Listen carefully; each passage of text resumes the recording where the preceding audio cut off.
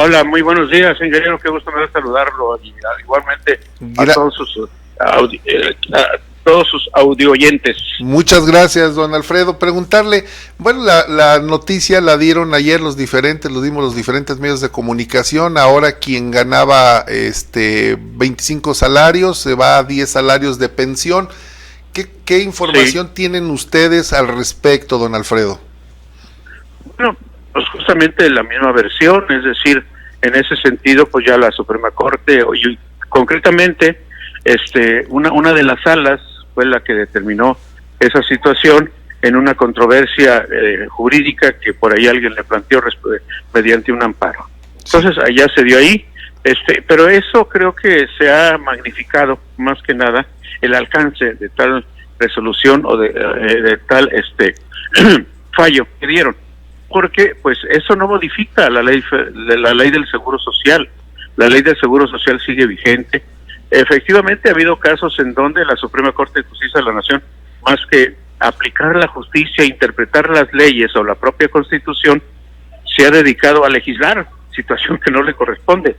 A quien le corresponde legislar es justamente a la Cámara de Diputados y a la Cámara de Senadores. Entonces aquí en este caso, lo que queda claro es que la ley del Seguro Social sigue estableciendo el tope de los 25 salarios mínimos. Inclusive nosotros nos hemos opuesto en un momento dado cuando se habla de UMAS dentro de las prestaciones que paga el Seguro Social o el propio Infonavit. Eso creo que tampoco se debe de meter las sumas dentro de una relación laboral, porque aportamos en salarios mínimos y luego después nos quieren pagar en UMAS. Pero concretamente en este caso no nos afecta absolutamente nada el hecho de que se haya fallado en ese sentido para casos específicos, para normar un criterio respecto a la segunda sala con sus diferentes tribunales de circuito y demás tribunales, que se siente el precedente como tesis, porque todavía ni jurisprudencia llega. Entonces, absolutamente no nos afecta nada.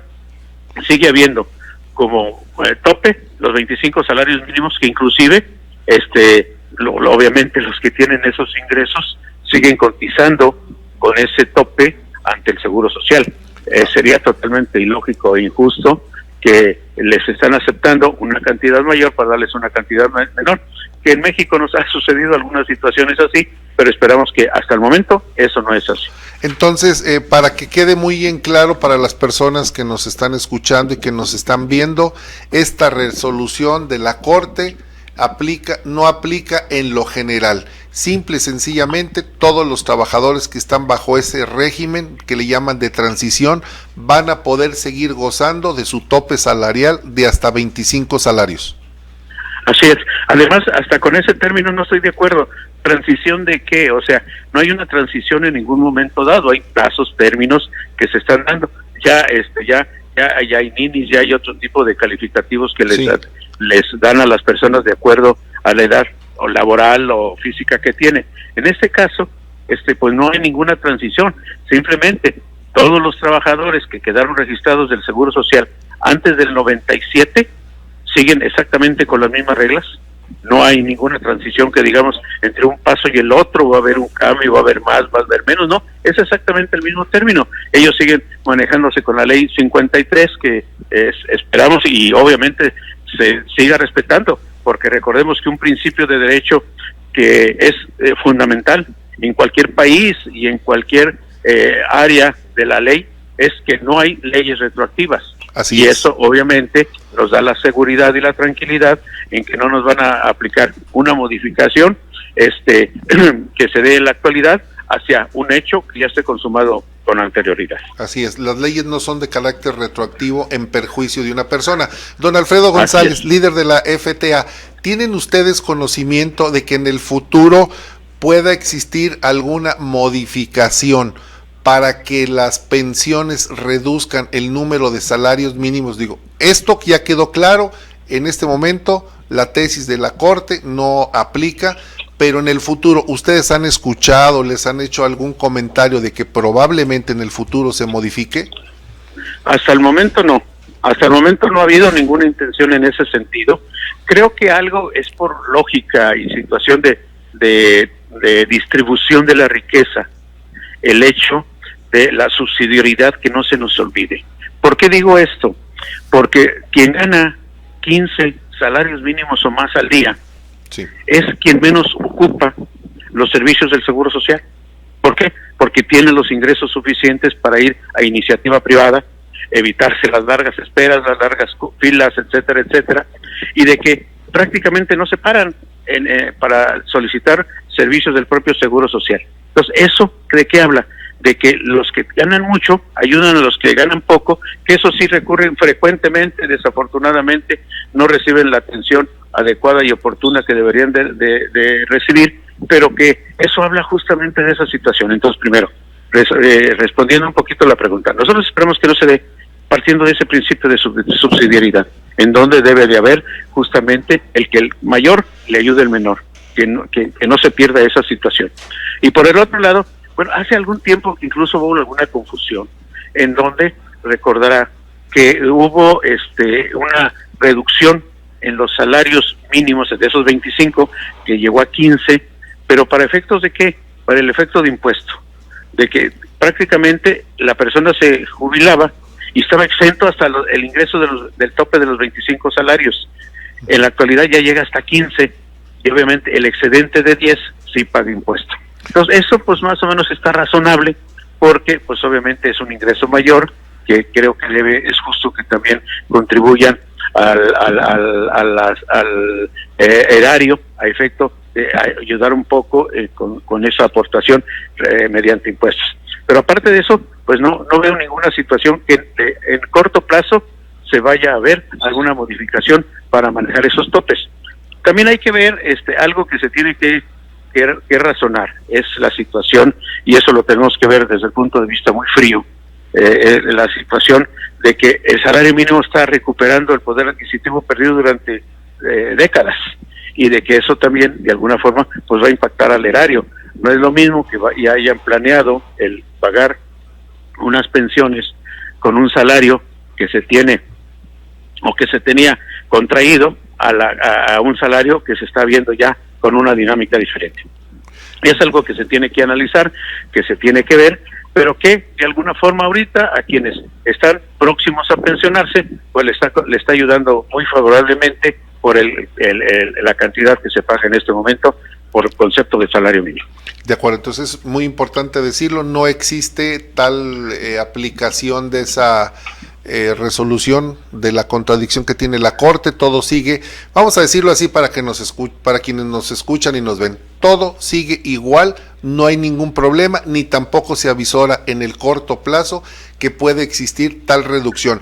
Aparte de esto, don Alfredo González, y ya que lo tengo en la línea, preguntarle, el tema de las empresas que se dedican a la construcción, a la manufactura de automóviles, con este tratado de libre comercio, con esta nueva composición de componentes de países de América, del continente americano, y ya no de China o de otros países europeos o asiáticos, ¿hay algún impacto hacia la contratación de trabajadores? ¿Ustedes tienen información, por ejemplo, de las dos plantas, de la Nissan o de la Mercedes, que tengan tendencia a disminuir el número de trabajadores o siguen siendo los mismos?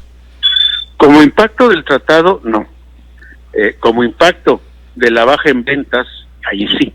Es decir, hasta el momento no nos ha impactado, inclusive por ahí vemos algunas situaciones favorables que nos pueden ayudar a ver el origen de lo que se elabora en Aguascalientes.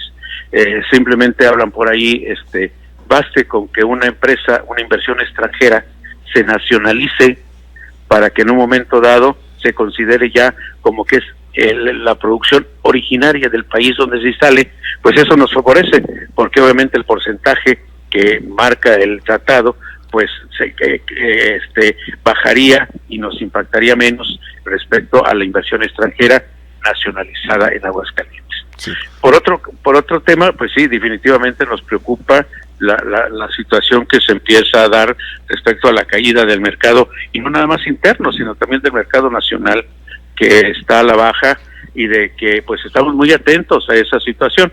Nosotros en este momento seguimos metidos en las revisiones de los contratos colectivos de trabajo, de que se vencen particularmente en estos 3 meses iniciales del año, y que nos da la oportunidad pues obviamente de tratar más a fondo en cada uno de los casos, en cada una de las empresas, por la situación particular que se tiene, y pues tratar de implementar medidas que dentro de lo posible pues afecten menos a los compañeros trabajadores.